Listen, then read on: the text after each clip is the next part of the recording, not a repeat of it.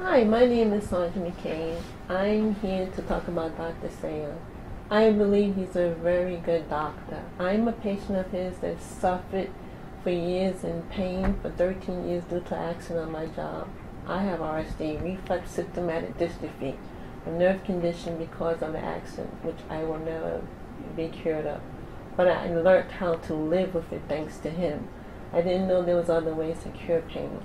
Every doctor I went to didn't know what to do, would just keep issuing me more pills, which wasn't helping. Dr. Sand showed me another way, with also pain medication and relief through injections in the spine, in the spine. It also helped, but that made my life a big relief. And even though it got to the point where that didn't help me enough, he also turned around and gave me a trial for a spinal cord stimulator. The trial worked wonderful. And at that point, I became a candidate for a permanent one. I now have a permanent spinal cord stimulator, and it's a big difference in my life. I'm able to do a lot more than what I did, even though I'm still new because I just recently had the surgery.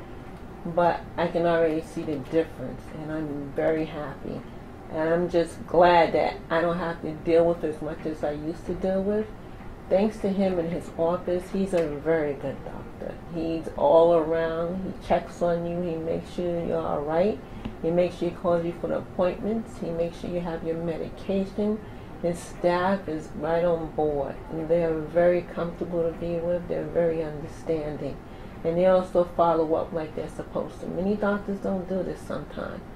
So I would definitely recommend Dr. Sand to any and everybody because Dr. Sand's new. He gives everybody a new chance at life, and he gives you another chance of not always sitting around in pain. And so many of us are suffering that so many don't know about. And to that, I think a lot of people will be very, very helpful to know that somebody like him can help us. And I would recommend him to anybody. I believe he's a very good doctor.